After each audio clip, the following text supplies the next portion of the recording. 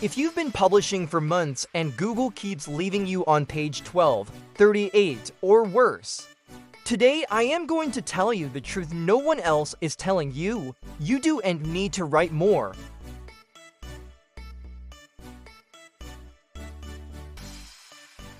And listen up, there's no magic number 1 on Google button, but there is a process that almost everyone who wins repeats. I'm going to ask you an uncomfortable question. If someone searches for your keyword today, why should Google rank you above those already at the top?